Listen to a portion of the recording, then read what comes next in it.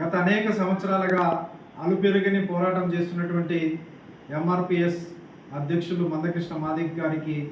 మొదటగా శుభాకాంక్షలు, కృతజ్ఞతలు. అలాగే మన దేశ ప్రధానమంత్రి నరేంద్ర మోడీ గారు ఎస్సీ వర్గీకరణకు అనుకూలంగా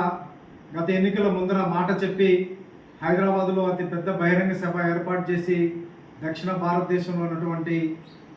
మాదిగ సోదరులందరినీ ఒక వేదిక మీదకి తీసుకొచ్చి బహిరంగ సభ ఏర్పాటు చేసి ఆ రోజు మేము ఈ వర్గీకరణ కట్టుబడి ఉన్నామని చెప్పి దాన్ని సుప్రీంకోర్టులో త్వరితగతిన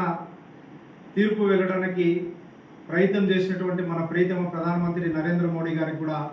ఈ సందర్భంగా భారతీయ జనతా పార్టీ తరఫున కృతజ్ఞతలు తెలుపుతున్నాం. ఇది అన్ని రాష్ట్రాల్లో వారి వారి సౌలభ్యం మేరకు ఏర్పాటు చేసుకునే విధంగా ఈ తీర్పు ఇచ్చింది కాబట్టి వెంటనే